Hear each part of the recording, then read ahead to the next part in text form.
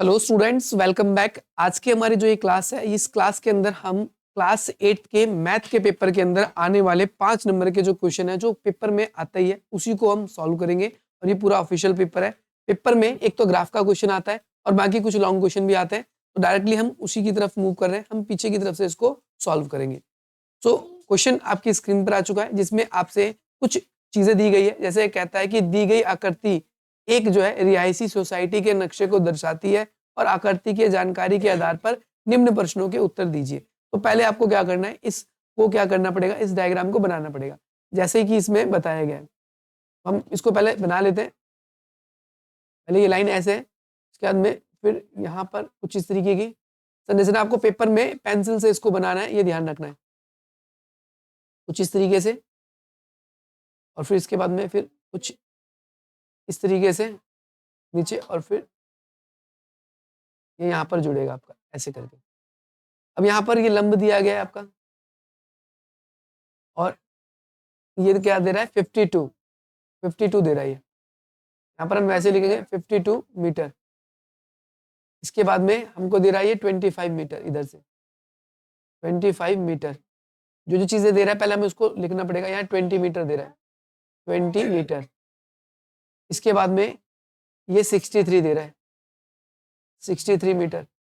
और इसके बाद में आपका नीचे 65 मीटर। और ये आपको देता है 15 दे रहा है, 16 दिख रहा है मेरे को, तो 16 लग रहा है भाई। देखो जो भी होगा 16 मीटर। अब आप क्वेश्चन हमसे पूछा क्या गया है, क्वेश्चन में देखो कहता है सोसाइटी के चारों ओर दीवार पर बाड़ लगाने के लिए आवश्यक तार की लंबाई। जब भी आपको चारों तरफ बाड़ लगाने की कह रहा है, बाड़ या फिर परिमाप एक ही बात होता है। परिमाप क्या होता है, पेरीमीटर या परिमाप मैं आपको बता देता हूँ। ये चारों तरफ दीवार मतलब ये यहाँ पर ये फिर ये हिस्सा फिर ये हिस्सा। बेसिकली आपको इसका परिमाप निकालना होगा। जब भी बाड़ लगाना होगा तो आपको ऐसे लिखेंगे कि भाई आकृति आकृति आकृति में बाड़ जैसे भी लिख रहा है बाड़ लगाने के लिए आवश्यक लंबाई हमको क्या करना होगा, सम ऑफ ऑल साइड यानी सभी भुजाओं का जोड़ है ना। हम इसमें क्या लिखेंगे, सभी भुजाओं या फिर आप यहाँ पर लिख देना सभी बाहरी भुजाओं का जोड़। तो सभी बाहरी भुजा कौन कौन सी है, पहले 52 मीटर, फिर कितना है 25 मीटर, फिर कितना है 65 माइल, फिर आपका 16। इन सबको आप जोड़ दीजिए, ठीक है। तो जोड़ दीजिए, पहले 65 फिर 16 फिर 25 और फिर यहाँ पर 52। बोलोगे 5 और 5 10, 10 और 8 18, 18 का 8 से लगी, बोलोगे 8 8 और 7 15, यानी कितना आ जाएगा 158 मीटर। पहला तो आपका ये आंसर निकल गया। पहली चीज आपसे ये पूछी गई थी। देखो दूसरी चीज हमसे क्या पूछी जा रही है, त्रिभुज BDC का क्षेत्रफल। अब यहाँ पर नाम भी दे रखा है त्रिभुज में, हमें वो नाम लिखना होगा। नाम कहाँ पर है, नाम तो हमने लिखा ही नहीं, देख लेते हैं ABCD। यहाँ पर A है, यहाँ B है, यहाँ C है और यहाँ पर B। हमसे कह रहा है दूसरी चीज हमको क्या निकालना है, BCD का क्षेत्रफल। हम डायरेक्टली वही निकालते हैं, इसको रफ कर देंगे।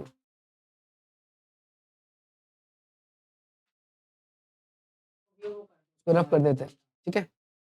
BCD का क्षेत्रफल, त्रिभुज आपका BCD का है, ये है त्रिभुज BC। अब त्रिभुज का क्षेत्रफल का निकालने का फॉर्मूला क्या होता है। अब देखो दो तीन फॉर्मूले आपने सीखे। त्रिभुज BCD का क्षेत्रफल निकालना है, BDC या BCD। तो इसमें A यानी पहली भुजा A बराबर हमने 16 मान ली, B बराबर हमने क्या मान लिया 65 और C बराबर हमने मान लिया 63। ऐसा निकालने का फॉर्मूला होता है A + B + C बटे 2। S बराबर A का मतलब है पहली भुजा, फिर दूसरी भुजा और फिर ये तीसरी भुजा। इन सबको जोड़ो, इन सबको जोड़ोगे 60 और 60 कितने हो गए आपके 120 और 8 128 और 6 134 में 10 जोड़ेंगे तो 144 को 2 से डिवाइड करेंगे तो यहाँ 7 और यहाँ पर 2 72। ये निकल गया। अब यहाँ पर लिखेंगे त्रिभुज का क्षेत्रफल। फॉर्मूला होता है, हालांकि ये 10वीं क्लास का 9वीं क्लास का सवाल है, लेकिन त्रिभुज का क्षेत्रफल निकालने का जो तरीका है 9वीं क्लास में आपको सिखाया जाता है। हीरोन्स का फॉर्मूला बोला जाता है इसको। तो यहाँ पर S की वैल्यू कितनी है, 72, ये 72 है। फिर यहाँ पर 72 माइनस का 16, फिर 72 माइनस का 65, फिर 72 माइनस का 63,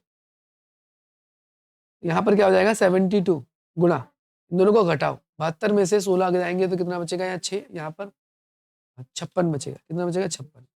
फिर यहाँ कितना बचेगा 72, 2 और 5, यहाँ 7 बचेगा। फिर यहाँ पर कितना बचेगा, यहाँ पर बचेगा आपका 9। अब हम देखेंगे, अब हम जोड़े बनाएंगे, हम इसको देखते हैं। तो बोलोगे 56 को क्या लिख सकते हैं, 7 अट्ठे 56, ये 7 का 7, ये 9 का 9, और इसको क्या लिख सकते हैं, 9 अट्ठे 72 लिखा जा सकता है। अब देखो जोड़ा किसका बना, इसका जोड़ा बना, इसका जोड़ा बना और इसका जोड़ा बना। जिसका जोड़ा बन जाता है उसको हम क्या करते हैं, बाहर निकाल लेते हैं। हम क्या लिखेंगे, 8 गुणा 9 गुणा, इन तीनों की गुणा कर देंगे, आंसर आ जाएगा 9 सते 63, 63 अट्ठे 8 24 का 4, यहाँ से लगी 2, 8 6 48 और 2 50, 504। इसका क्षेत्रफल कितना निकलेगा, 504 मीटर स्क्वायर। दूसरा सवाल ये सॉल्व हो गया।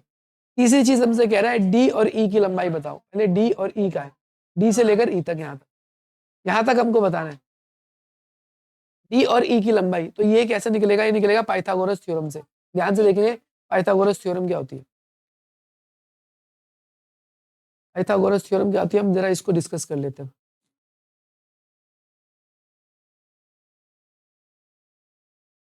पाइथागोरस परिमेय फॉर्मूला क्या होता है, हम यहाँ पे लिखेंगे कर्ण का वर्ग बराबर लंब का वर्ग प्लस आधार का वर्ग। ठीक है, अब देखो ध्यान से देखना है आपको, मैं एक अलग कलर से इसको हाईलाइट करूंगा ताकि आपको समझ में आए। ये देखो, ये एक रेक्टेंगल राइट एंगल ट्राइंगल बन रहा है। ये क्या बन रहा है, एक right angle triangle. Right angle triangle के अंदर क्या होता है, ध्यान से देखना है। हाँ, ये वाली साइड जो है, ये वाली साइड जो है कर्ण मानी जाएगी, या ये वाली साइड कर्ण मानी जाएगी, क्योंकि ये सबसे बड़ी भुजा यही वाली होगी। ये सीधी है, ये तिरछी है, ये वाली मानी जाएगी। तो ये मानी जाएगी 52 का स्क्वायर बराबर यहाँ पर 20 का स्क्वायर, और हमें ये पता नहीं है तो हम इसको मान लेंगे x का स्क्वायर। 52 का स्क्वायर यानी 52 मल्टीप्लाई 52, यहाँ 4, यहाँ 10, यहाँ 10 की 0, यहाँ पर 26, यहाँ 407, ये आ जाएगा 2704। और 20 का स्क्वायर कितना हो जाएगा आपका 400 प्लस x का स्क्वायर, ये प्लस में तो इधर जाकर माइनस में 270, यहाँ पर 400, तो यहाँ पर क्या हो जाएगा आपका x स्क्वायर 2304। अब क्या ये किसी का स्क्वायर होता है, 2304 क्या किसी का स्क्वायर होता है।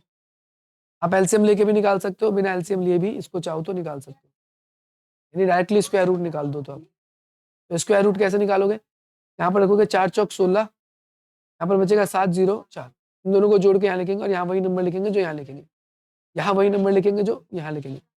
तो 8 अट्ठे 64 करते हैं, 88 अट्ठे 8 64 80 लगे 64 और 6 70, ये हो जाएगा 48 का स्क्वायर होता है। यानी हम कहेंगे कि ये क्या हो जाएगा 48 का स्क्वायर होगा। ये वाली जो साइड यहाँ से लेकर केवल यहाँ तक होगी, कितनी होगी 48 होगी। ये बड़ा सवाल था, बहुत मुश्किल सवाल था, आप ये याद रखोगे। ठीक है, अच्छा अब अगली सवाल की तरफ मूव करते हैं। अब यहाँ पर एक और सवाल आया है, ये भी 5 नंबर का सवाल है। और 5 नंबर के सवाल में देखो क्या क्वेश्चन में कहता है कि 2 लोग हैं, एक नवीन है और दूसरा तुषार है, और वो अच्छे दोस्त हैं जो अलग अलग योजनाओं में कुछ पैसे निवेश करते हैं। यानी 2 दोस्त हैं, दोनों ने अलग अलग स्कीम में पैसे इन्वेस्ट किए। नवीन 2 साल बाद 10% की वार्षिक दर साधारण ब्याज से 20,000 निवेश करता है। देखो टाइम कितना दे रहा है, 2 साल, साधारण ब्याज है ये, देखो खुद ही कह रहा है क्वेश्चन में साधारण ब्याज। मैंने कल रात वाली वीडियो जो मैंने बनाई थी उसमें आपको साधारण ब्याज निकालना सिखाया था। साधारण ब्याज जब भी निकालना आपको, साधारण ब्याज, तो साधारण ब्याज के लिए आपको क्या करना होता है, सिंपल, जिसे हम बोलते हैं सिंपल इंटरेस्ट, P गुणा R गुणा T और बटे में 100। P का मतलब होता है मूलधन, मैं यहाँ पर लिख देता हूँ, P का मतलब होता है आपका मूलधन, R का मतलब होता है आपका दर, कितना प्रतिशत रेट है, और T का मतलब होता है समय या टाइम। इसके अकॉर्डिंग हम यहाँ पर इसको सॉल्व करेंगे।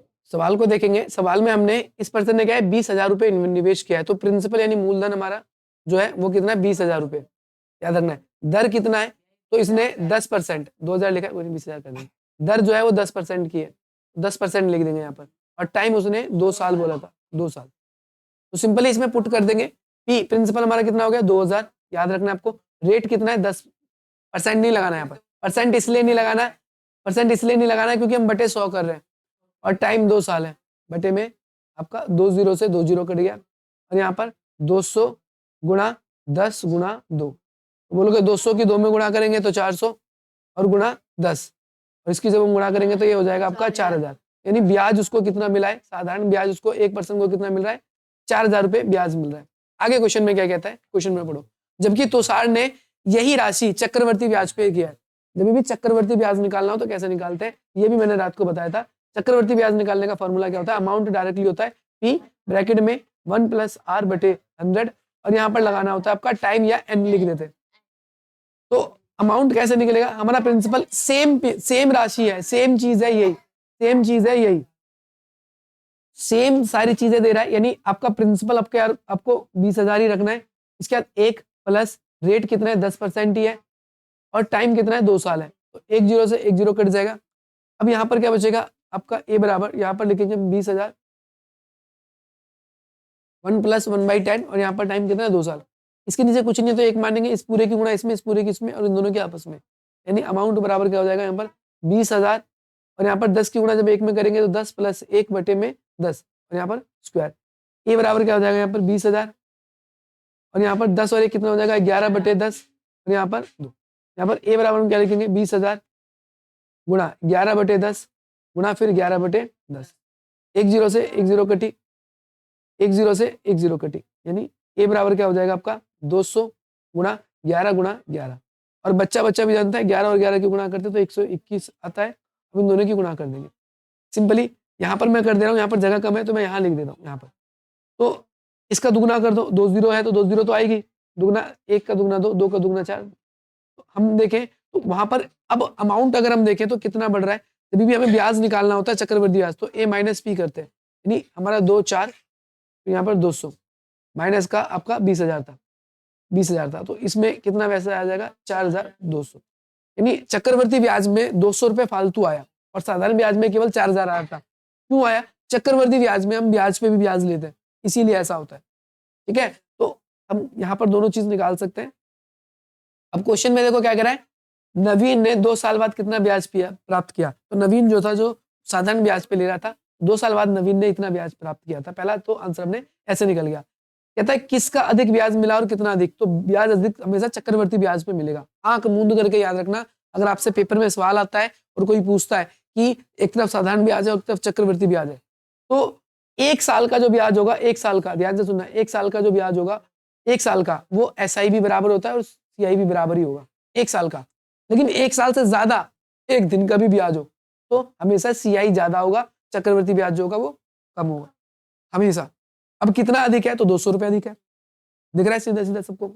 अगली चीज, पहले वर्ष बाद दोनों को ब्याज में कितना अंतर है, तो पहले वर्ष में दोनों को ब्याज में कोई अंतर नहीं होगा, मैंने पहले ही बता दिया। पहले वर्ष में साधारण ब्याज भी बराबर होता है, चक्रवर्ती ब्याज भी बराबर होता है। ठीक है, ये बात दिमाग में गांठ बांध करके रख लेना। अगला सवाल देखते हैं।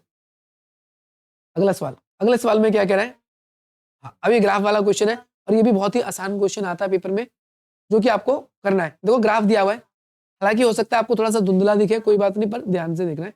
एक तरफ दे रहा है किलोमीटर में दूरी, ये किलोमीटर में दूरी दे रहा है और यहाँ पर नीचे दिया हुआ है समय, दोपहर शायद 1 बजे 2 बजे या 12 बजे 10 बजे 11 बजे 12 बजे 1 बजे 2 बजे 3 बजे 4 बजे। तो क्वेश्चन में कहता है विक्रेता ने पहले घंटे कितनी दूरी तय करी, यानी पहले घंटे 10 से 11 तक कितनी दूरी तय करी, देखो 4, यहाँ पर लिखा हुआ है 4, या फिर लिखा है 10, फिर लिखा है 15, फिर लिखा है 20 25, ये 4 ना होकर 5 होना चाहिए वैसे यहाँ पर, क्योंकि सब में 5-5 का गैप है। ठीक है, तो पहले यानी 10 से 11 बजे तक उसने पहले घंटे में कितनी दूरी तय करी, इसने 5 घंटे, या 4 लिखा हो तो 4, क्योंकि धुंधला दिख रहा है, दिख नहीं रहा है इस वाले में, सॉरी ये 50 है, ये 100 है, ये 150 है, ये 200 है, ये है लिखा हुआ है। तो पहले घंटे में इसने 50 करा है, कितना करा है 50, हम डायरेक्टली लिख देंगे, दिख नहीं रहा है भाई उसमें, इसीलिए कहता है किस समय के दौरान विक्रेता एक ही जगह पर था, देखो इस समय एक ही जगह पर है, ऊपर नहीं गया, यानी दोपहर 1 बजे और 2 बजे इस टाइम पे। कहता है कार्य करने से पहले 2 घंटे में विक्रेता का औसत गति क्या है, कार्य करने से 2 घंटे पहले औसत गति कितनी है। कार्य देखो यहाँ से शुरू हुआ, यहाँ से 10 बजे से, और 10 देखो गैप सब में कितने का है 50 का, यहाँ भी 50 का, यहाँ भी 50 का, यहाँ भी 50 का, तो गैप इसका औसत कितना है, हम 0 मान लेंगे, कितना मान लेंगे 0, ठीक है 0 मान लेंगे इसका, क्योंकि यहाँ से स्टार्टिंग होगी। तो ये बस इसमें इतना ही था। अब ये 5 नंबर के सवाल और भी कुछ है, जैसे इसमें कहता है 5 सेंटीमीटर वाले दो घनों के सिरों को जोड़ दिया जाता है और इस प्रकार घनाभ बनाया जाता है, घनाभ का क्षेत्रफल ज्ञात कीजिए। ध्यान से देखना है, इसने दो बॉक्स लिए घन के दो बॉक्स लिए क्यूब के, पहला बॉक्स ये और दूसरा बॉक्स एक ऐसा ही इसने और लिया है, इसने एक ऐसा ही बॉक्स लिया है, ऐसा ही इसने बॉक्स लिया है और क्या कहता है कि इन दोनों को जोड़ दिया, जब जोड़ेंगे तो इसको ऐसे लंबा बन जाएगा, थोड़ा सा दोनों को जोड़ने के बाद ये क्या हो जाएगा, थोड़ा सा लंबा बन जाएगा। कैसे जोड़ा है, दोनों को ऐसे बीच में से ऐसे रख के दोनों को जोड़ दिया। अब कितना सेंटीमीटर इसकी भुजा थी, 5 सेंटीमीटर, यानी 5 यहां तक भी था और 5 यहां तक भी था, पूरा जुड़ के कितना हो जाएगा, 10 हो जाएगा, 10 हो जाएगा। कितना हो जाएगा ये, 10। ध्यान से देखना है। दूसरा, इसकी बाकी जो चौड़ाई है ये 5 ही रहेगी और जो ऊंचाई है ये भी 5 ही रहेगी। कभी भी जब भी हम दो घनों को जोड़ेंगे तो ये बात ध्यान रखना है, उसकी केवल लंबाई यानी एल जो है वो बढ़ेगा, यानी हम एल बराबर क्या बोलेंगे, 5 जमा 5 तो बराबर में क्या हो जाएगा, 10। सेंटीमीटर में कि मीटर में, एक बार देखना है, सेंटीमीटर में। इसकी जो बी हो जाएगी वो 5 ही रहेगी, 5 सेंटीमीटर, और एच जो होगी वो भी 5 ही सेंटीमीटर रहेगी। हमसे पूछ क्या रहा है, इसका घनाभ का कुल पृष्ठीय क्षेत्रफल निकालना है, तो आपको घनाभ का कुल पृष्ठीय क्षेत्रफल, जब कुल पृष्ठीय क्षेत्रफल कहेगा तो दो ब्रैकेट में L B plus B H plus में एच एल, ये फॉर्मूला है, ये याद रखना है आप सभी को, ये फॉर्मूला। और जब आपसे कहे कि घनाभ का, मैं दोनों लिखवा देता हूँ, घनाभ का वक्र पृष्ठीय क्षेत्रफल बताओ, ठीक है, तो दो ब्रैकेट में L B plus B H, ये याद रखना है। जब आपसे कहे कि घनाभ का आयतन बताओ, मैं तीनों चीज बता दे रहा हूँ एक ही बार में, तो आपको एल गुणा बी गुणा एच करना है। तो हमसे पूछा तो पहले क्या है, कुल पृष्ठीय क्षेत्रफल, तो हम डायरेक्टली पहले यही निकाल देते हैं, ठीक है। तो फॉर्मूला क्या है, 2, एल की वैल्यू क्या है 10, बी की वैल्यू 5, एल की वैल्यू और एच की वैल्यू 5 प्लस एच की वैल्यू 5 और एल की वैल्यू 10, गुणा करनी है, 5 दाम 50 प्लस 5 पचे 25, फिर 5 दाम 50, तो इन सबको जोड़ेंगे 125 गुणा 2, तो कितना आ जाएगा 250, 250 सेंटीमीटर स्क्वायर। अगली चीज आपसे पूछा गया है पार्श्व पृष्ठीय क्षेत्रफल। पार्श्व, वक्र को ही बोलते हैं पार्श्व, इसको बोलते हैं, तो वक्र का फॉर्मूला भी आपके सामने ये रहा, आप डायरेक्टली पुट कर दो 2, एच की वैल्यू 5 और एल की वैल्यू 10 और बी की वैल्यू 5, इन दोनों की गुणा करोगे 10 गुणा, इन दोनों की गुणा जमा करोगे तो 5 10 15, इन दोनों की गुणा करोगे तो कितना आ जाएगा 150 सेंटीमीटर स्क्वायर, ये इसका आंसर आ गया। दोनों निकाल दिए हमने। अगला कह रहा है आपको सिंप्लीफाई करना है। आगे सवाल देखेंगे, ये वाला तो हो गया 13 नंबर, अब ये 12 नंबर देखेंगे। 12 नंबर में दो क्वेश्चन आए हैं आप लोगों के लिए। पहला क्वेश्चन ये देखते हैं जो इसमें सरल करना है आपको। पहले नंबर में आप लोगों को क्या पूछा गया है, पहले नंबर में पूछा गया है कि x की पावर 3 फिर माइनस 9x का स्क्वायर, x की पावर 3 माइनस में 9x का स्क्वायर और फिर इसके बाद में प्लस का 14x, इस पूरे नंबर को आपको डिवाइड करना है, टर्म को डिवाइड करना है x प्लस 7 से, इससे डिवाइड करना है। तो पहले इसको हम अच्छे से सॉल्व करते हैं। पहले देखो डिवाइड करना हो तो बात की बात है, पहले इसका फैक्टर करना पड़ेगा। इसमें से पहले कॉमन लो, इसमें क्या कॉमन है, इधर x की पावर 3 है, इधर x की पावर 2 है, तो x की पावर 2 तो मिनिमम निकलेगी। फिर क्या है, यहाँ पर x की पावर 2 निकल गई, 3 बार था तो यहाँ पर x की पावर 1 बचेगी। यहाँ पर x की पावर 2 निकल गई तो केवल 9 बचा। अब यहाँ पर क्या है, प्लस का 14x, प्लस का क्या है 14x, ध्यान से देखना है। या फिर हम इसमें एक काम और कर सकते हैं, इसको इस तरीके से नहीं करके और अच्छा आसान तरीके से सॉल्व करना चाहे, सब में से ही कॉमन ले लो आप। इधर भी x है, इधर भी x है, इधर भी x है, तीनों में से हमने क्या कर दिया, x कॉमन ले लिया। यहाँ क्या बचेगा, x का पावर 2, यहाँ क्या बचेगा आपका 9x और यहाँ पर ओनली 14 बचेगा। अब इस पूरे को हमें डिवाइड करना है किससे, x प्लस 7 से। अब इसको ब्रेक करना पड़ेगा। देखो इसके आगे कुछ नहीं लिखा तो एक मानते हैं, इसकी गुणा आखिरी वाले में करेंगे, 1 गुणा 14 आएगा। बीच वाले को ऐसे ब्रेक करना है, यानी हमने लिखा -7x और माइनस का 2x, माइनस माइनस हो जाएगा प्लस, यानी 7x और 2x आ जाएगा आपका 9x और 7 और 2 की गुणा करेंगे तो हमारा आ जाएगा 14। अब इसके आगे जो लिखा है उसको एज इट इज ऐसे ही लिख दो, इसके आगे जो लिखा था इसको एज इट इज ऐसे ही लिख दो।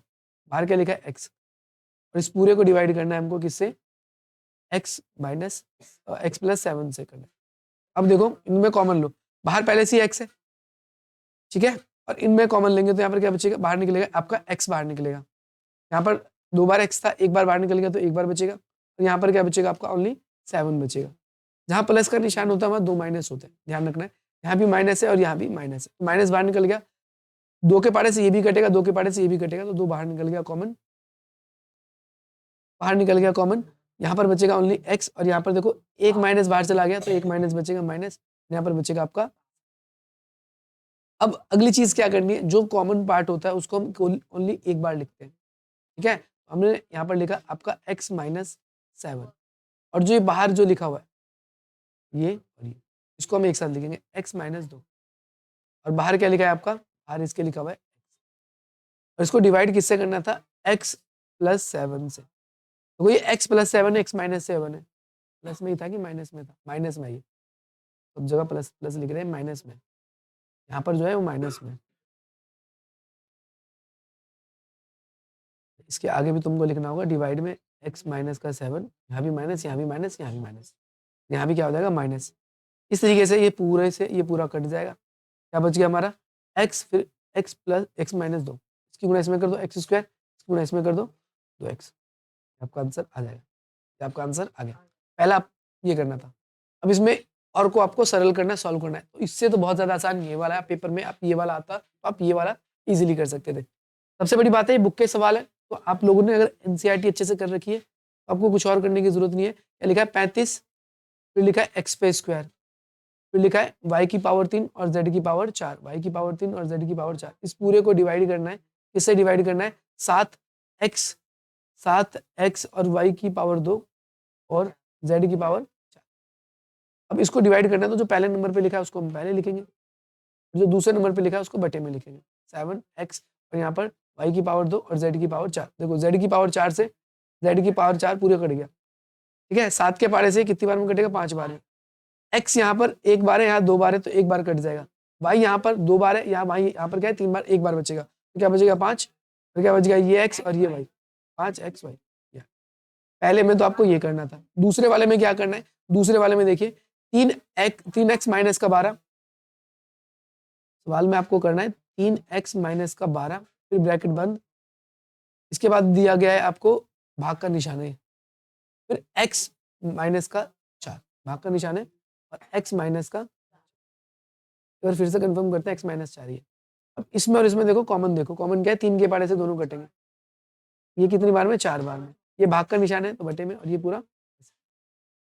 अब बोलोगे जी इस पूरे से ये पूरा कट जाए, 3 बचेगा, 3 आंसर आ गया, ठीक है। तो ये वाला और ये वाला दोनों आसान था, देखो 5 नंबर मिल रहे हैं आपको इसके पूरे। अब ये कह रहा है आयत का क्षेत्रफल निकालिए, ये भी आसान सवाल है, ये भी मैं आपको समझा देता हूँ। ये इसी तरीके का आपका सवाल आ सकता है पेपर में, और मैंने कल रात को भी ऐसा, जब आपकी क्लास ली थी लाइव 1 घंटे की, उसमें मैंने आप लोगों को कराए थे ऐसे बहुत सारे सवाल जो पेपर में ऐसे ही आ जाएंगे एज इट इज। कहता है एक आयत का परिमाप और क्षेत्रफल ज्ञात कीजिए। सबसे पहले हमें क्या निकालना है, आयत का परिमाप, और एक क्या निकालना है हमें, आयत का क्षेत्रफल। सबसे पहले आप लोगों के लिए इंपॉर्टेंट क्या है, फॉर्मूला। आयत का क्षेत्रफल का फॉर्मूला होता है लंबाई गुणा चौड़ाई, और इसका फॉर्मूला क्या होता है, 2 ब्रैकेट में l प्लस, ये फॉर्मूला होता है, ठीक है। तो अब आपको दे क्या कह रहा है, आप पहले ये देखिए, आपको सवाल में आयत का परिमाप निकालना है जिसमें जो है आसन्न भुजाएं, ये दे रहा है 2x माइनस का 3y, यानी हमने l मान लिया 2x माइनस का 3y, ये दे रहा है। और b हमें क्या दे रहा है, b हमें दे रहा है 6x प्लस का 7y, 6x प्लस का 7y।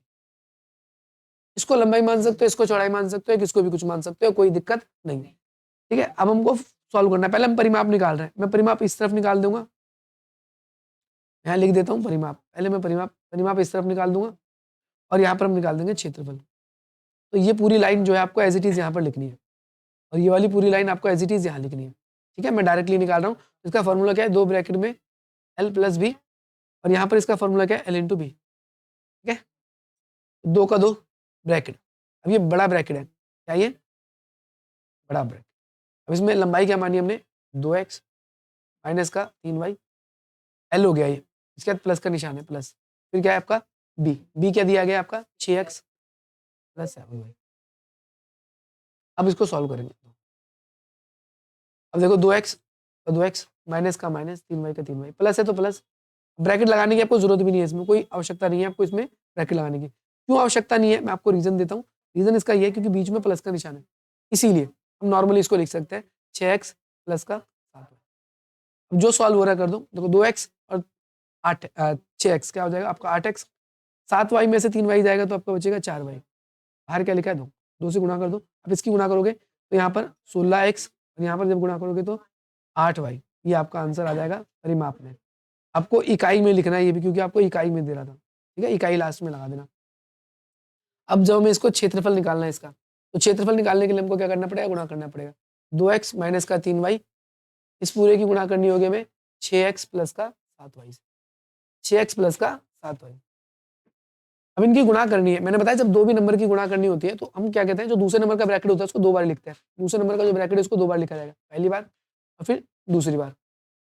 और जो पहले नंबर का ब्रैकेट है इसकी पहली संख्या पहले वाले के आगे, दूसरी वाले की संख्या दूसरे वाले के आगे। अब गुणा कर दो, 2 की गुणा 6 में होगा 12 एक्स स्क्वायर, 2 की गुणा 7 में होगा प्लस का निशान तो प्लस 14 एक्स वाई। अब इसकी गुणा करेंगे, इसमें 3 6 18 और एक्स वाई आ जाएगा आपका, और इसकी इसमें गुणा करेंगे तो माइनस और प्लस माइनस आ जाएगा, 3 की 7 में 3 7 21 और यहाँ पर वाई स्क्वायर। अब देखो ये दोनों एक्स वाई और एक्स वाई वाले अगर जुड़ रहे हैं तो जोड़ दो, घट रहे हैं तो घटा दो। 18 में से 14 घटेगा तो आपका माइनस का 4 एक्स वाई आ जाएगा, यहाँ पर माइनस का 21 वाई स्क्वायर। ये आपका इसका आंसर आ जाएगा पूरा। दोनों सॉल्व हो गए। अब अथवा में आपका ये दिया गया है, इसको योग करना है, इसको भी समझ ही लो, पूरा पेपर ही खत्म हो जाएगा। तो बोलोगे कि क्या कहते हैं आधा ही करवाया। सवाल देख लेते हैं, पहले कहता है 9 प्लस 2m, 9 प्लस 2m, आगे क्या दे रहा है माइनस का 3n स्क्वायर, माइनस का 3n स्क्वायर, फिर ब्रैकेट बंद है। आगे कह रहा है और आगे कहता है हाँ -3 plus m plus plus 4n square, bracket बंद के योग, योग का मतलब है जोड़, यानी इस जोड़ करना है। योग का मतलब होता है जोड़, आपको जोड़ करना है, ठीक है, जोड़ करना है। जोड़ मैंने भी बताया था, जब जोड़ना हो तो नॉर्मल कर दो, आपको इसमें से ब्रैकेट लगाने की जरूरत नहीं है जब जोड़ करना। ये ब्रैकेट आप चाहो तो नॉर्मली हटा भी दो, कोई दिक्कत नहीं है। सॉल्व करो, 9 में से 3 जाएगा, यहाँ बचेगा 6, 2m और 1m कितना हो जाएगा आपका 3m, और यहाँ पर -3 और प्लस, -3 माइनस हो जाएगा, बड़े वाले के आगे प्लस है तो प्लस, 3 घटेगा 4 में से तो 1 बचेगा, 1 लिखने की जरूरत नहीं, ओनली n स्क्वायर। हमें क्या करना है इसके आगे, इसमें से इसके योग को घटाना है। अब इस पूरे को क्या करना है, घटाना है, इससे इसके योग को, का मतलब क्या है, देखो यहीं पर मैं आपको बताता हूँ, योग ही करना है तो 3 और 2 कितना हो जाएगा आपका 5, डायरेक्टली मैं लिख देता हूँ यहाँ पर 5, पहले 5, और इसके बाद में क्या है 4m माइनस का है और 3m प्लस का है, तो माइनस का m आ जाएगा, माइनस का ओनली m आएगा। लास्ट में क्या है 7n स्क्वायर और यहाँ पर 4n स्क्वायर, दोनों माइनस है, माइनस माइनस प्लस हो जाएगा, माइनस का 11n स्क्वायर। अब घटाना है तो इसका मतलब इसकी मल्टीप्लाई होगी, पहले वाले को सेम लिखना है एज इट इज।